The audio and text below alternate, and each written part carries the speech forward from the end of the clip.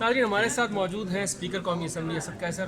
2 روزہ اہم ترین کانفرنس ہوئی ہے. اسپیکر قومی اسمبلی صاحب آپ بتائیے گا کہ کس طرح کی سمجھتے ہیں 9 سال بعد یہ ایکو کانفرنس یہاں پہ ہوئی ہے اور اعلان اسلام آباد ہوا ہے, اس میں مسئلہ کشمیر کو بھی اٹھایا گیا ہے, مسئلہ فلسطین کو بھی اٹھایا گیا اور خطے کی جو اہم مسائل ہیں انہیں بھی اٹھایا گیا ہے.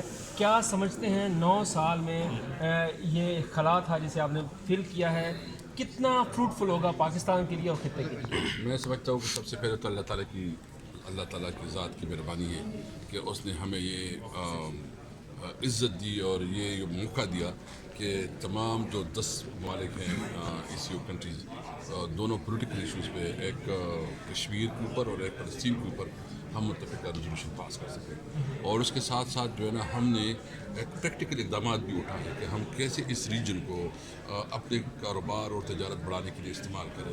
تو اس میں سب سے زیادہ جو ہمیں کامیابی ہوئی, ہم نے مختلف کمیٹیز بنائیں اور وہ کمیٹیز دیکھیں گی کہ کنیکٹیوٹی کو کیسے بڑھایا جا سکتا ہے, یوتھ اور خواتین کی کانٹیکٹس اور خاص کر جو ہمارے جو انفراسٹرکچر ہے, مواصلات ہے, اس کو کیسے بہتر بنایا جا سکتا ہے اور کیسی ایسی ایشوز ہیں جس کی وجہ سے ہمارے کاروبار میں اضافہ ہو سکتا ہے اور ٹریڈ ہمارا بڑھ سکتا ہے. سر اس کے ساتھ ساتھ جیسے خطے کی بڑی اہم ڈیولپمنٹ ہو رہی ہے, امریکی افواج کا انخلا ہو رہا ہے اور افغانستان کی صورتحال ہمارے سامنے ہے, اس حوالے سے ذرا بتائیے گا کہ یہ جو فورم ہے یہ کتنا فروٹفل ہوگا اور کس طرح سے مسائل جو ہیں وہ بہتر ہو سکیں گے. جس طرح سے وزیر اعظم عمران خان نے بھی اس طرف توجہ دلائی کہ یہ ایک اچھا فورم ہے, اسے مزید ایکٹیو ہونا چاہیے.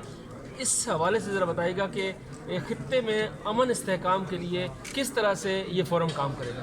دیکھو, پارلیمان تو کسی ملک کا بہت بڑا ادارہ ہوتا ہے, اس میں تمام پولیٹیکل فورسز کی نمائندگی ہوتی ہے, یہ حکومت سے ایک قدم آگے بڑا انسٹیٹیوشن ہوتا ہے. تو یہ ایک بہت اچھی بات ہے اور اس میں یہ ہوتا ہے کہ اس میں تمام مکتب فکر کے لوگ, تمام پولیٹیکل فورسز اس میں ہوتی ہیں.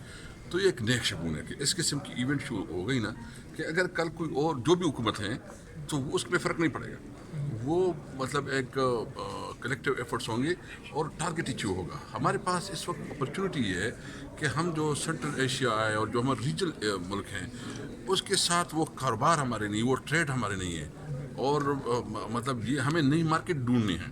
تو نئے مارکیٹ میں جو ہے نا یہ ہماری بہت بڑی اپرچونٹی ہے ہماری اس کی جو ہے نا, اور مجھے امید ہے انشاءاللہ تعالیٰ میں خود اس کو پرسنلی پرسو کروں گا.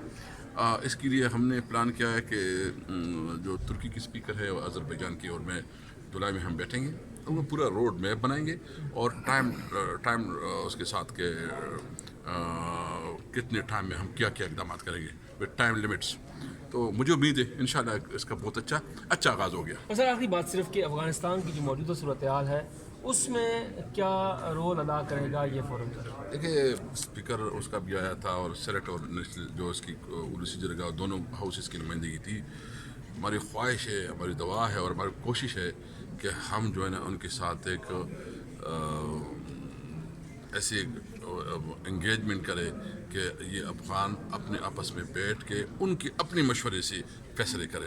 تو ہم اس کو فیسیلیٹیشن کریں گے اور ہمارے بھائی ہیں, ہم چاہتے ہیں کہ وہاں امن ہو اور اس کے لیے جو بھی ہمارے پارلیمنٹ کردار ادا کرے گی وہ کرے گی. بہت شکریہ جی. اسپیکر قومی اسمبلی اسد قیصر ہمارے ساتھ موجود تھے اور وہ کہہ رہے تھے کہ ایکو کانفرنس جو ہے اس کا بنیادی مقصد جو تھا وہ خطے کے ممالک کو قریب لانا تھا اور تجارت کے ساتھ ساتھ جو خطے کے مسائل ہیں اس کے حوالے سے جو ہے وہ غور کرنا تھا. اور انہوں نے امید ظاہر کی ہے کہ افغانستان کے مسئلے سمیت دیگر جتنے معاملات ہیں انہیں بہتر انداز میں حل کیا جائے گا. اس کے ساتھ ساتھ یہ بھی کہہ رہے تھے کہ اعلان اسلام آباد میں مسئلہ کشمیر اور مسئلہ فلسطین کو شامل کرنا پاکستان کے موقف کی بڑی کامیابی ہے.